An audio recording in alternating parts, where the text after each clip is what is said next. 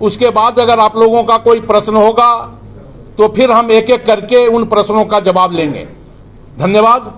यशस्विनी साई जी। आप सभी को जोहार। बहुत बहुत धन्यवाद कि आप यहाँ आए हैं और मौजूद हुए हैं और हम एक वार्तालाप कर पा रहे हैं। मैं थोड़ा सा अपना परिचय दे देती हूँ।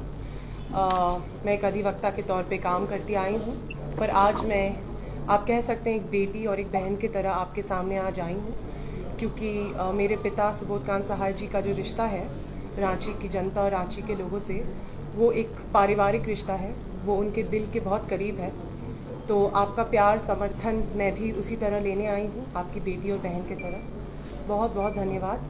आज जो हम बातें करने भी आए हैं वो बातें हम लोगों के मुद्दों के बारे में बात करेंगे, जैसे कि बेरोज़गारी आप जानते हैं कि चरम सीमा पार कर चुका है। तो युवाओं के जो मुद्दे हैं वो, महिलाओं के जो मुद्दे हैं, क्योंकि मैं भी एक महिला हूँ तो समझती हूँ कि महिलाओं के जो मुद्दे हैं, महिलाओं का मान सम्मान, सुरक्षा, इनके बारे में बात करेंगे। रांची की प्रगति के बारे में बात करेंगे। यही सब बात करने आए हैं। Thank you.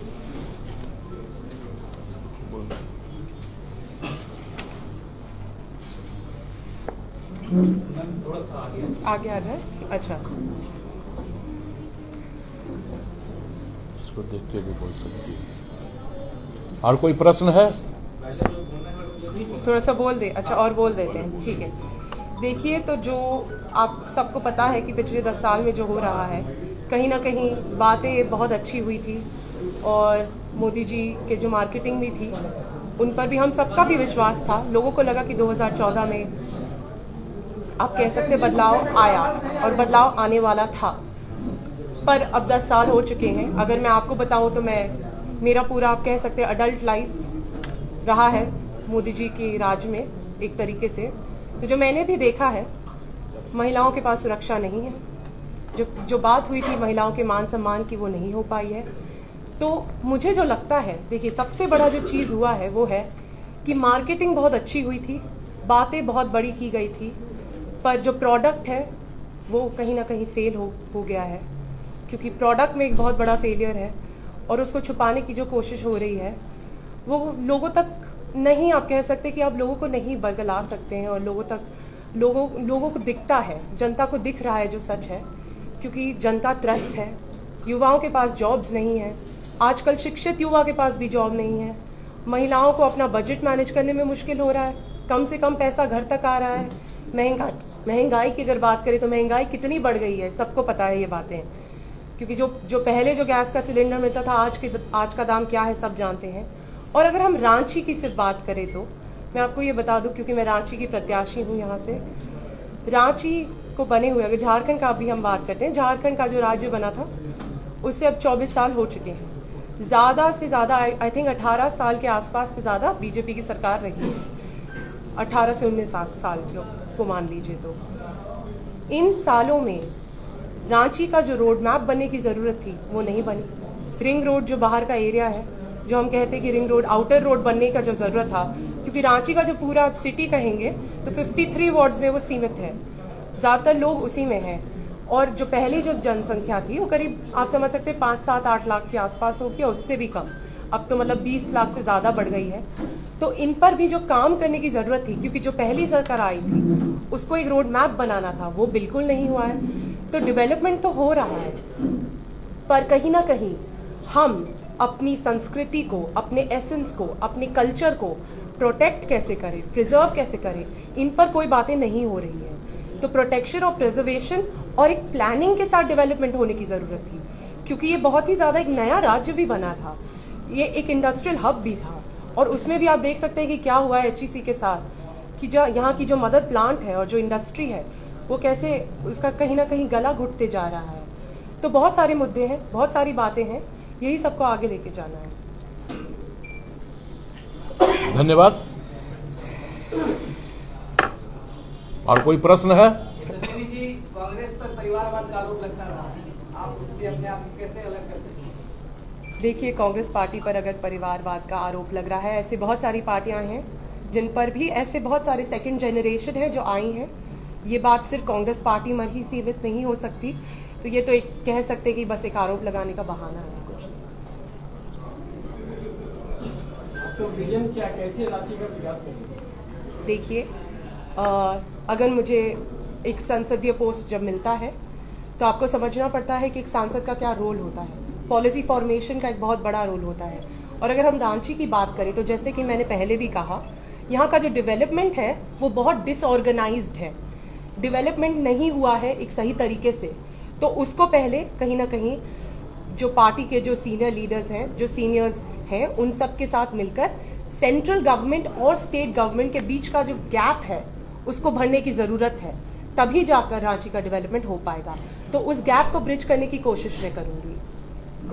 आपने लॉ की पढ़ाई की है, बीजेपी यूनिफॉर्म सिविल कोड को बहुत प्रचार करती है, उसके बारे में क्या विचार है आपके? देखिए, यूनिफॉर्म सिविल कोड हमारे directive principles of state policy का एक हिस्सा है। सो कहीं ना कहीं ये इन्फोर्सिबल नहीं है। अभी तक ये फंडामेंटल राइट नहीं बना है और ज़रूरत है कि कहीं ना कहीं आपको ये जानकर देखना होगा कि भारत में विभिन्न प्रकार के लोग रहते हैं जिनके विभिन्न धर्म हैं, और उन सब को हम कैसे इंक्लूड करें, बिकॉज हमें सबको एक साथ लेकर चलना है। इसीलिए जब यूनिफॉर्म सिविल कोड की अगर बात आती भी है तो उसमें बहुत सारी कॉम्प्लेक्सिटीज है जिनको हमें देख कर ही कोई डिसीजन आगे लिया जा सकता है। ठीक है। एक सवाल है, आज प्रधानमंत्री नरेंद्र मोदी ने अपने सभा में संबोधित करते हुए कहा है कि झारखंड में पेपर लीक का मामला एक अहम मुद्दा है और केंद्र इस पर गंभीर है। जी। आपको क्या लगता है कि आप लोग किस तरीके से पेपर लीक के मुद्दे को उठाएंगे कि झारखंड के नौजवानों की बात?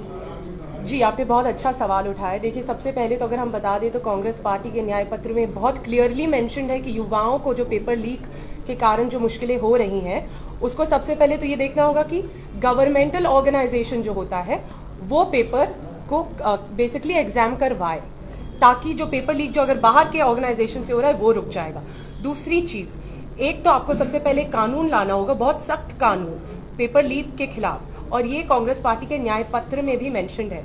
अगर मैं आपको बात बताऊं तो युवाओं की जो बात होती है, पेपर लीक की जो बात होती है, उसमें सबसे ज्यादा ये मेंशन है कि एक ऐसा सख्त कानून हो, और अगर कोई पेपर लीक हुआ तो वापस एग्जाम का क्या पूरा प्रोसीजर होगा वो कैसे आगे सरकार डिसाइड करेगी, और जो बच्चों के साथ आप कह सकते हैं जिनको मुश्किलें आई हैं उनके लिए भी क्या समाधान किया जाएगा। तो ये भी इसमें भी आगे की बात है। एक एक करके एचईसी की बदहाली का कारण क्या है? देखिए, एचईसी की बदहाली का अगर हम बात करें तो सबसे ज्यादा ये देखना होगा कि एचईसी के पास आज कैपिटल नहीं है। मतलब 2 साल से ज्यादा आप कह सकते हैं, या 2 साल के आसपास वहाँ के मजदूर और अफसर, उनके पास तनख्वाह नहीं मिली है उन्हें, और ये सबसे बड़ी बात है।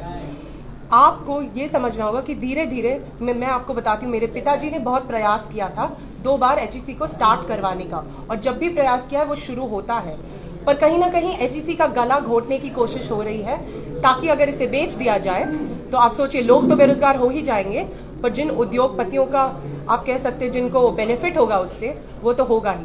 तो ये जो चलने की कोशिश हो रही है उसको रोकने के लिए सेंट्रल गवर्नमेंट को बहुत ऐसे सख्त कदम उठाने पड़ेंगे जिससे वो एचईसी को बचा पाए, रिवाइव कर पाए, और जो अनएम्प्लॉयमेंट का जो क्राइसिस है उसको भी रोकने में मदद कर पाए। क्योंकि आप सोचिए कि एचईसी कितने लोगों को, कितने मजदूरों को एम्प्लॉयमेंट देता है, रोजगार देता है, और वो चीज अगर आप हटा दीजिए। एक और मैं बात बताती हूँ, झारखंड आप सोचिए कि कहीं ना कहीं एक इंडस्ट्रियल हब था।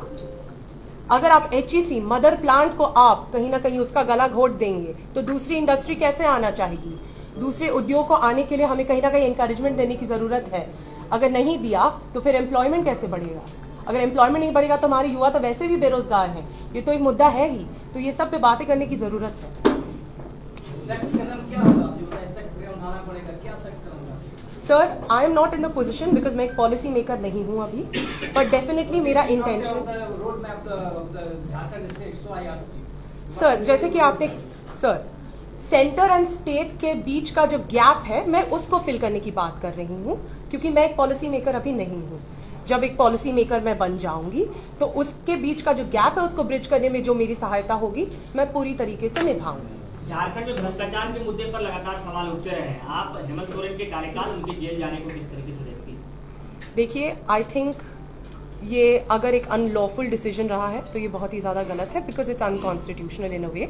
बट ये लॉफुली कोई भी डिसीजन होना चाहिए, और अगर कहीं ना कहीं अगर सेंट्रल एजेंसीज का यूज क्यों हो रहा है वो देखने की जरूरत है कि उनका जो कह सकते एक तरीके से जो जॉब है, जो उनका जो एक रोल है, उन्हें वो निभाना चाहिए, बिकॉज उनका एक पोजीशन और प्लेस है जिसके लिए सेंट्रल एजेंसीज रहती हैं. They are responsible for the economic health of the country. तो अगर वो उसी पे काम करे तो ज्यादा अच्छा होगा, मैं यही कह सकती हूँ. Thank you very much. ठीक है, धन्यवाद. Thank you.